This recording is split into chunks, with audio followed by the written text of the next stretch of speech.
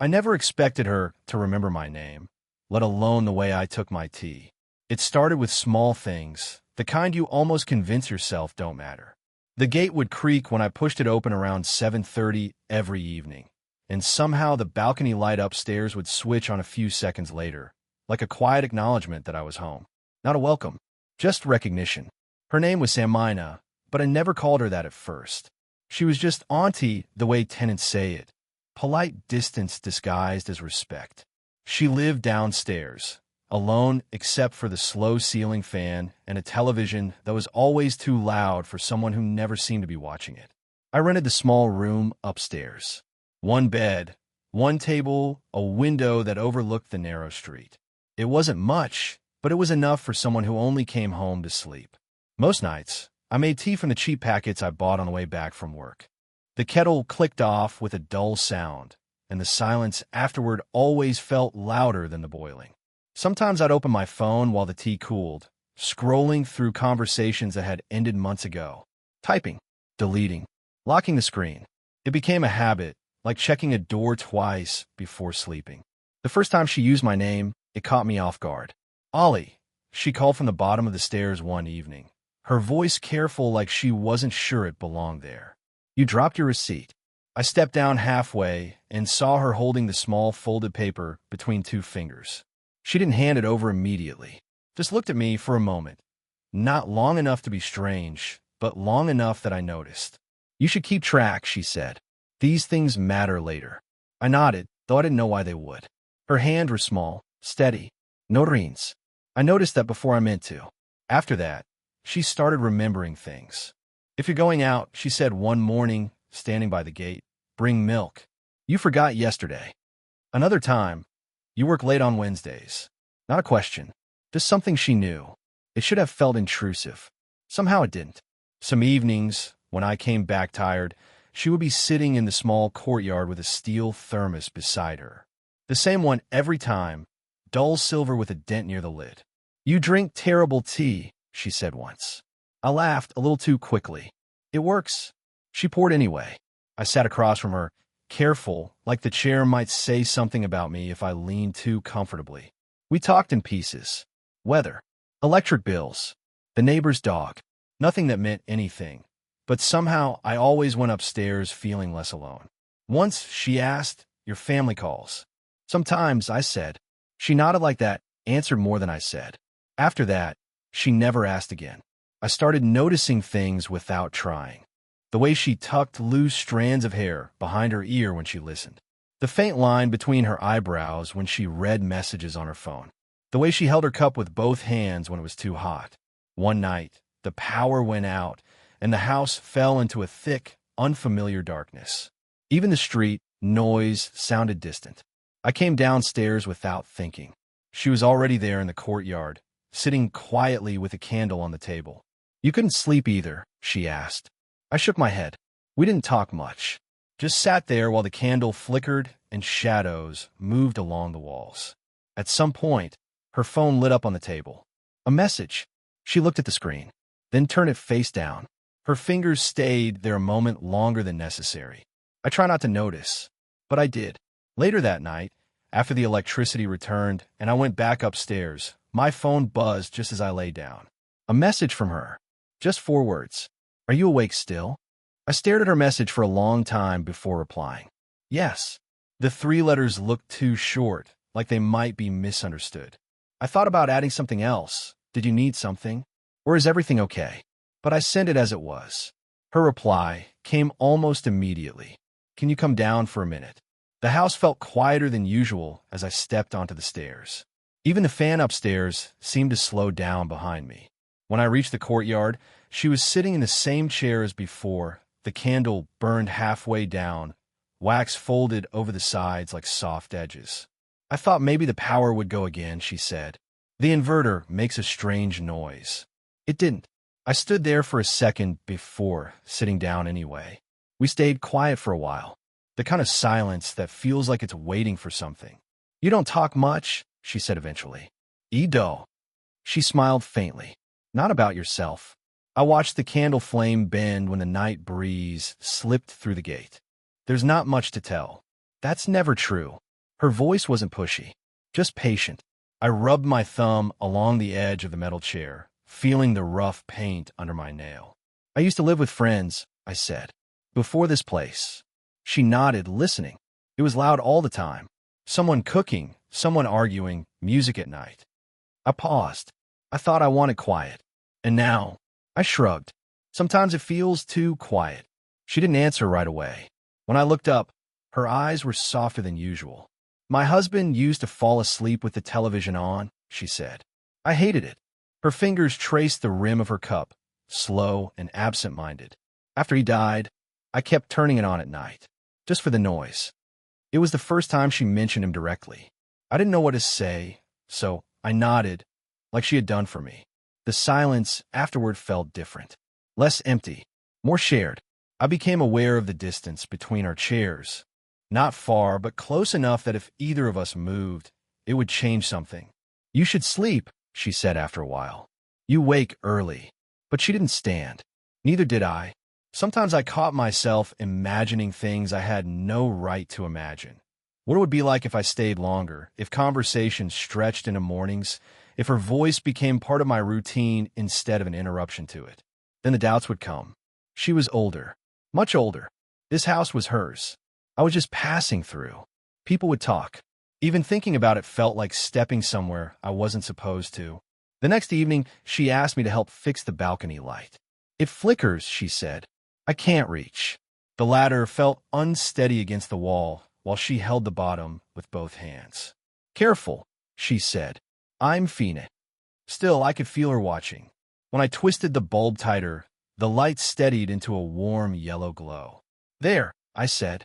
When I climbed down, we stood closer than usual, the ladder between us like a thin excuse. You always fix things quietly, she said. I laughed a little. Things break quietly. She shook her head like she disagreed.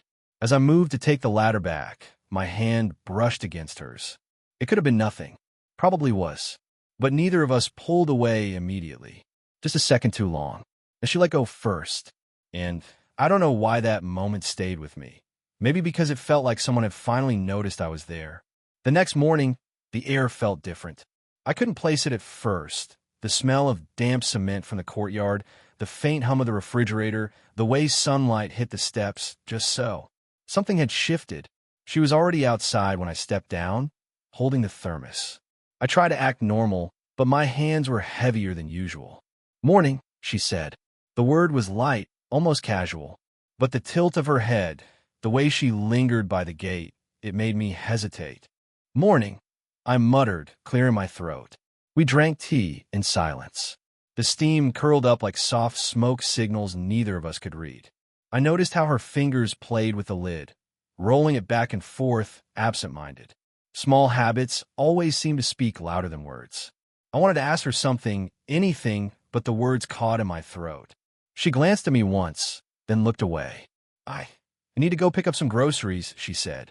Oh, okay, I said, trying not to sound too eager. My thumb brushed the edge of my cup. Maybe too long. Maybe not long enough. The groceries, of course, weren't the point.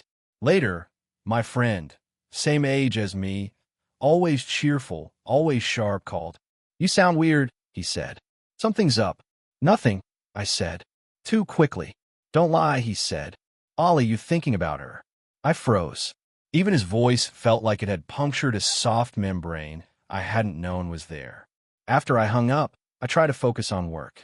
But my mind kept drifting to her sitting there, her shoulders curved just enough over the chair, that tiny crease near her mouth when she smiled, the way she stirred tea slowly as if it were part of some unspoken ritual.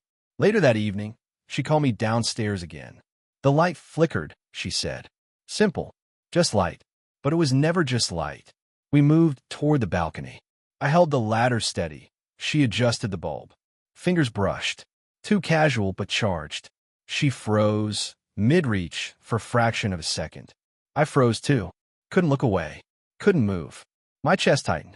I imagined the line between us, small, ordinary, but fragile, bending. Her eyes flicked to mine, darted away, then back.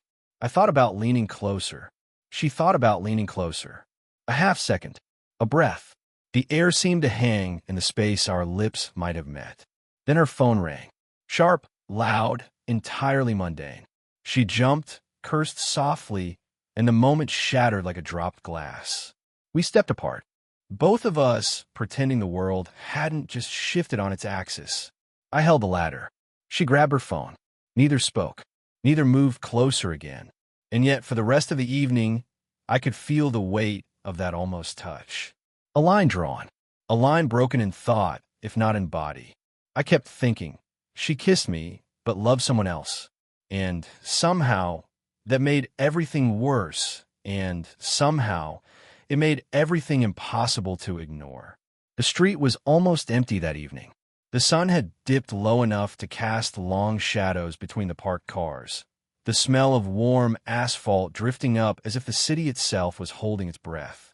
I saw her on the bench near the corner, the one with the chipped paint, where she sometimes waited for the grocery delivery. She didn't notice me at first, staring down at her hands, twisting a loose thread on her sweater. I slowed my pace, my shoes scraping softly against the curb. "Hey," I said. She lifted her eyes, blinked once, then smiled. Faint tight, like it cost her something to make it appear. "Hey," she said. I stopped in front of the bench, hands stuffed in my pockets. Normally I would sit beside her without thinking, but today felt different. "You've been avoiding me," I said. Her eyes widened a fraction. Not defensively, just startled, like she hadn't realized. "I haven't," she murmured, but the pause after the words betrayed her. I watched her fingers, how they fidgeted with the edge of the bench. I wanted to reach out. I wanted to stop whatever she was building around herself. "Am I imagining it?" I asked softly. Or her lips pressed together, and she shook her head. I didn't mean to," she said. Finally, the wall cracked. "You're always here," she whispered. "Not physically, but I notice. Every little thing." My chest tightened. I stepped closer, careful not to crowd her. "And you?" Her gaze dropped to the cracked wood beneath her feet. I can't say it. Not out loud." I swallowed. Her words were both an invitation and a warning. "I keep thinking," I said, my voice low, hesitant. "What if this?" I trailed off, unsure how to finish. She didn't answer. She only looked at me then, a long, careful glance that said more than any words could. And in that moment, I felt everything I'd been holding back. The quiet longing, the imagined mornings, the tiny stolen glances across teacups. Pressed down on me like weight I could no longer ignore. "You can't," she said finally, voice trembling slightly. "You shouldn't. I'm not." Her words stopped, choked off mid-sentence, and she looked away, pretending the street, the shadows, the passing cars were more interesting than me. I felt a flash of something sharp. Fear, frustration, jealousy. I wasn't sure. "Samina," I said, my voice catching. I reached out, stopped an inch from her arm. "Just a fraction. Do you feel it too?" Her hand twitched slightly, almost toward mine. Then she pulled back, straightening her back as if to put distance between us and the feeling she didn't want to name. She started, then stopped. The silence stretched, heavy and alive.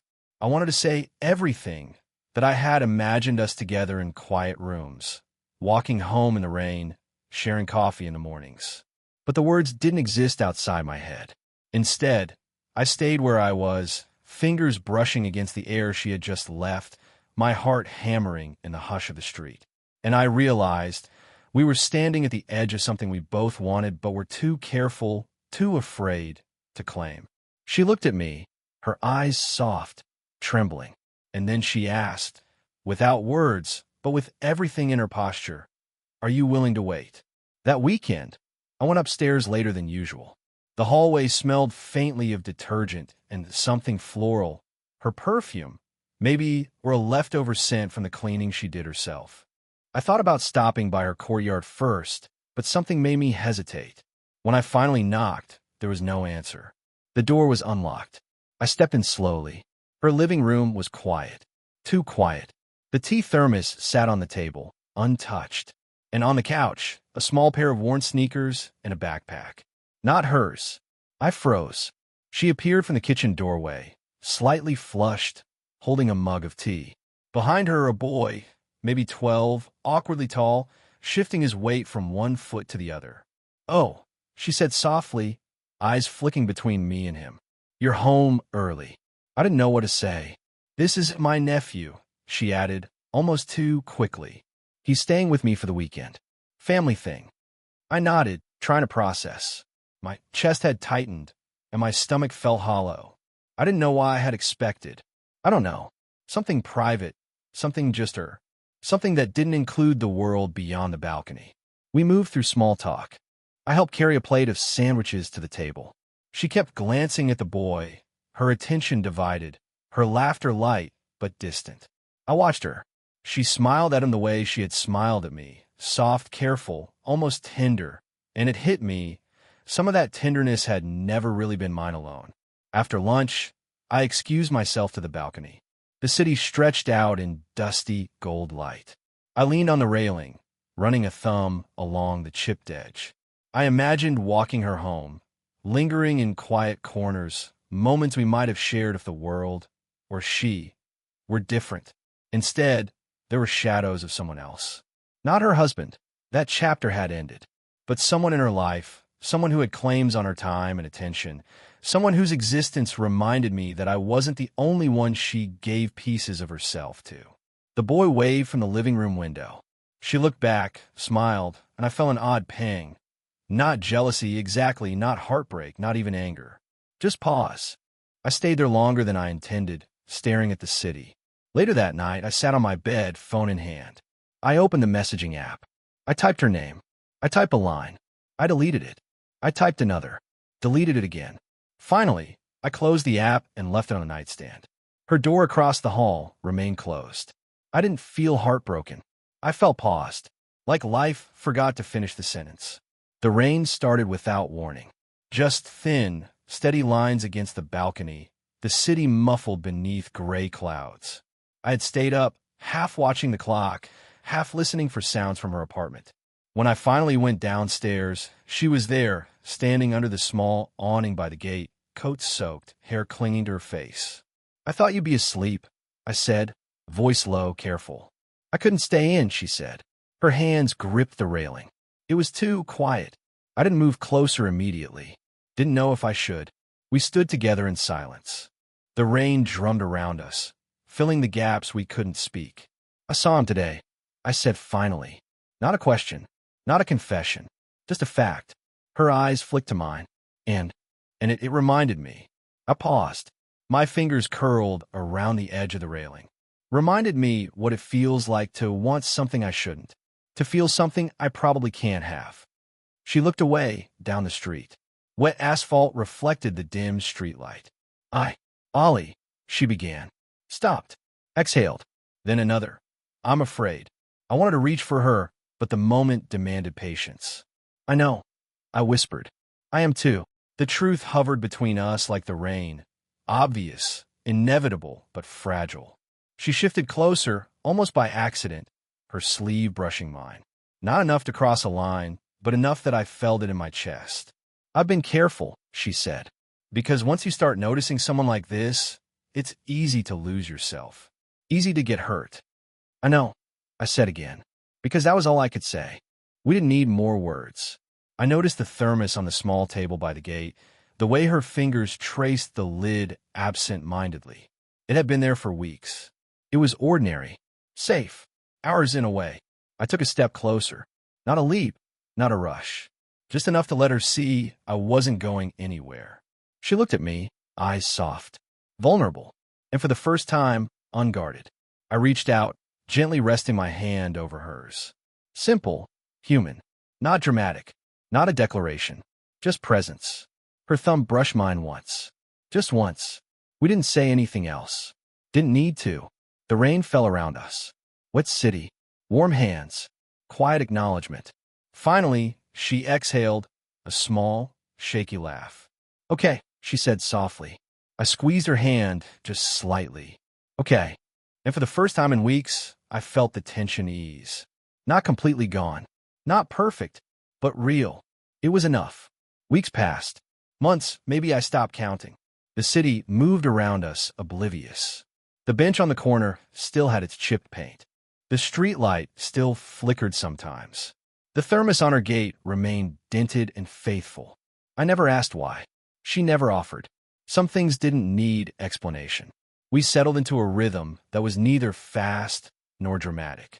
Some mornings I arrived at 8:47 a.m. just because she had once mentioned that was when the light hit the kitchen just right.